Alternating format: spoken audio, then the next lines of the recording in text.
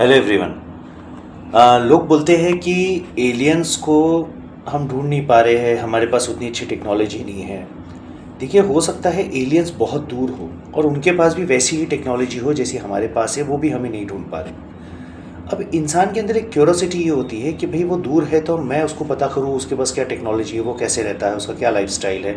ये सब चीज़ें जनरली इंसान के अंदर एक क्यूरोसिटी होती है जो उसको एक्सपेडिशंस यानी डीप एक्सप्लोरेशंस जिसको हम बोलते हैं, डीप स्पेस एक्सप्लोरेशंस, इसके लिए प्रेरित करता है। बट आप सोचने लायक बात है यार, आपके पास 80-85 साल होता है। अगर मान के चलो आपने 80-85 साल के लिए कोई एक ऐसा बना भी लिया, किसी प्लैनेट में पहुंच भी गए, तो आप जिस उम्र में पहुंचोगे आप बहुत बूढ़े हो चुके रहोगे।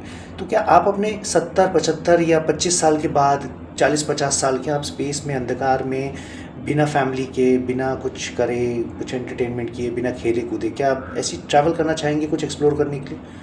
तो बात यहाँ पे ये आती है कि वो लोग भी यही सोचते होंगे कि भाई उनके पास भी एक लिमिटेड जीवन है, तो लिमिटेड जीवन में जहाँ पे है वहाँ पे कुछ काम कर लिया जाए।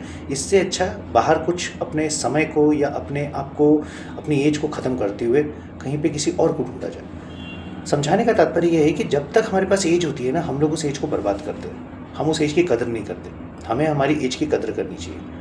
एक इंसान का जीवन 80-85 साल का होता है, जिसमें वो बिल्कुल भला चंगा चलता फिरता होता है। उसके बाद भी लोग 90 साल तक चलते हैं, मगर उसके बाद उसकी हालत नहीं रहती।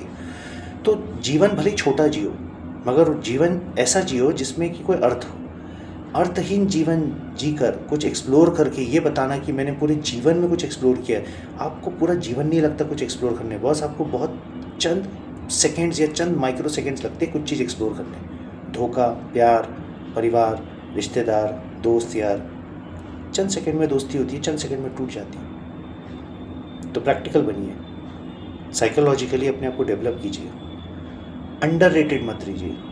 ह्यूमंस को ये गुमान है कि वो बहुत टेक्नोलॉजिकल एडवांस हो गया। जो एआई की बात करते हैं, देखो एआई ने एक बबल है। एक समय ना आईटी सेक्टर में, ईयर 2000 में ना y.com करके एक बबल आया था। ये बबल है, ये फूट जाएगा। जैसे आज आईटी इंजीनियर्स, आईटी प्रोफेशनल्स बहुत है मार्केट में, वैसे एआई वाले भी बहुत रहेंगे। तो टेक्नोलॉजिकली एडवांस करो, मैं एआई के अगेंस्ट नहीं हूँ।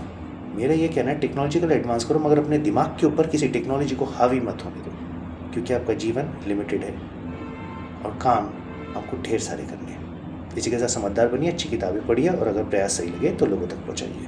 धन्यवाद।